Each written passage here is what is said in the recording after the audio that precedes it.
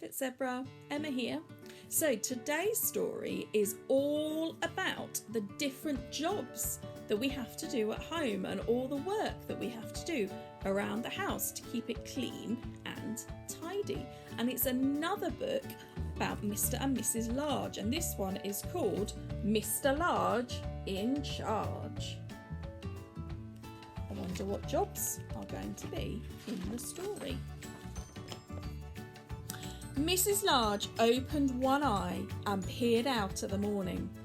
She forced open the other eye, dragged herself out of bed and set off downstairs to the kitchen where Mr. Large had kindly started the children on their breakfast. "You look ghastly, dear," said Mr. Large. "Don't say that to Mummy," said Laura indignantly. "Mummy looks beautiful," exclaimed Lester. "Booful, Mummy," cooed the baby. "Yes, of course Mummy's beautiful," said Mr. Large. "I meant she doesn't look well. Are you feeling poorly, dear?" "Oh dear, she doesn't look very well, does she?" "As a matter of fact, I don't feel too good," said Mrs. Large. "But I was going to take them to the park later. Then there's the shopping and the lunch to make and... Well, you don't have to worry about any of that," said Mr. Large. "It's the weekend, so I'm in charge. Go on, back to bed with you. We'll take care of everything, won't we, kids?" "You bet," yelled Lester.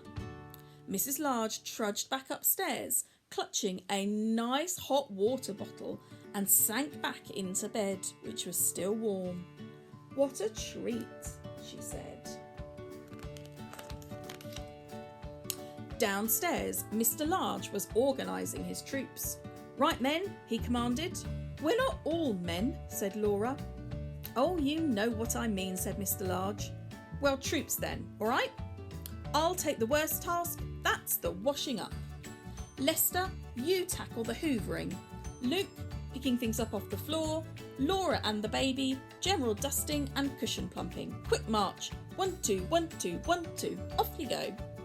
Mr. Large turned on the radio, found a jolly tune to cheer everyone along, and soon they were all busy with their tasks. Lots of jobs to be done. Upstairs, Mrs. Large was jolted back from the brink of sleep by an astonishing amount of noise blasting up through the floorboards. She listened anxiously for a while, but could soon tell they were mostly happy noises, so she wedged a pillow round her ears and decided to ignore it. There they are, plumping and dusting. Look like they're having quite a lot of fun too, don't they? Not sure how much work they're doing. Mrs. Large had just drifted off to sleep when she was rudely awakened by the baby, who was giving her a thorough dusting.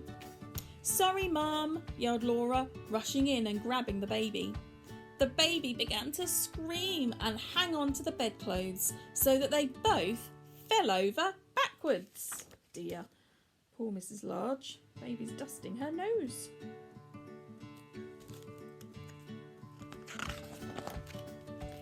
"This isn't proving very restful, Laura," said Mrs. Large crossly, as Laura disentangled herself and the baby and attempted to bundle the bedclothes back onto the bed.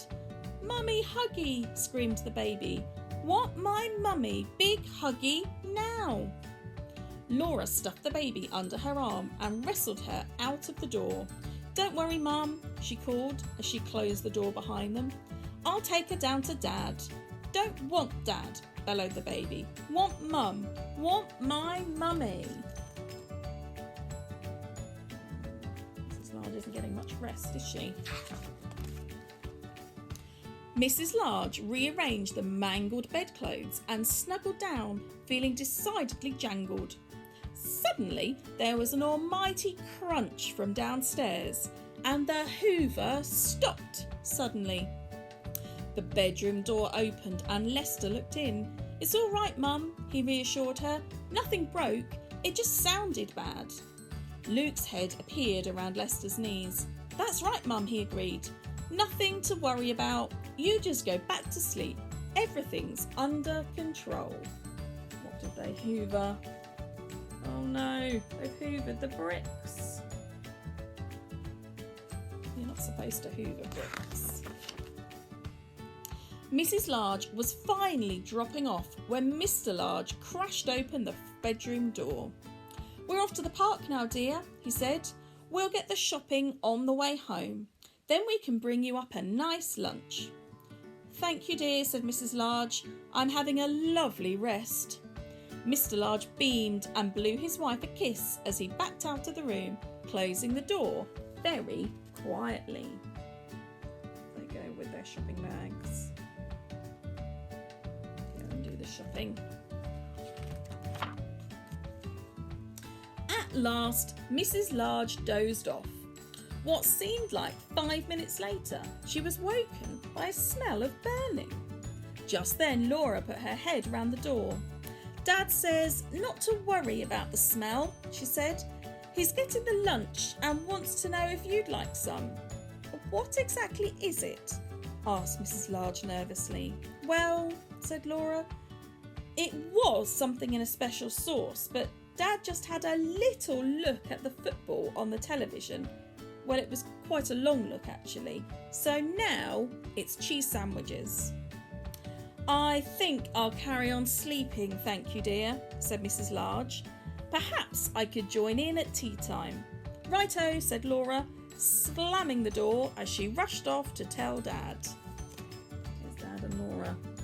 Dad's supposed to be cooking, but he's watching the television. That's no good, is it?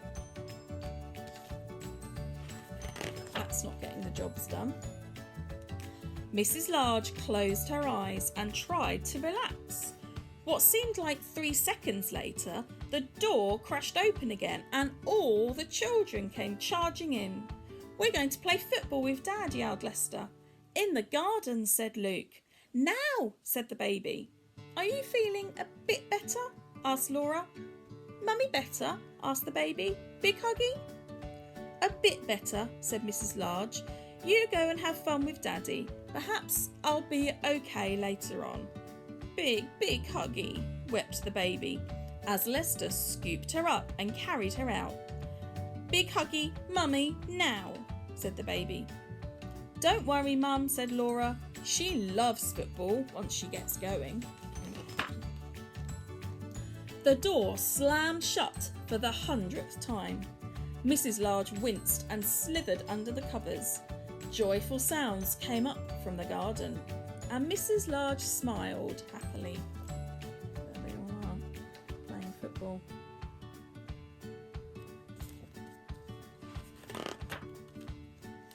"5 minutes later, Lester burst into the bedroom. "Dad says, 'Where are the bandages?' he yelled. Don't worry, Mum, it's not the baby." Dad tripped over the rake. "They're on top of the bathroom cabinet," said Mrs. Large weakly. After a while, the door opened again and Mr. Large came in carrying a tray laden with tea and cakes. The children snuck in behind him. The baby didn't lurk for long. She climbed grimly onto the bed, clasped her mother round the neck. "Big huggy," she crooned. Do you think they finished all the jobs around the house? "Everyone out," ordered Mr. Large. "Let Mummy have her rest now. She's not well today." Mrs. Large heaved herself into a sitting position and patted the covers. "That's all right, dear," she said. "I've had a very restful day and I'm feeling much better now. Why don't you all join me for tea?" "Well, if you're sure," said Mr. Large, and everyone piled onto the bed to tell Mrs. Large all about the day she had missed.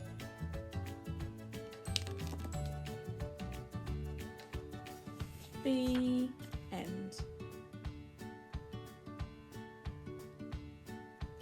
Lots of different jobs to be done around the house, but I'm not sure that Mr. Large and the children did a very good job. What can you do to help around your house? See you soon. Bye.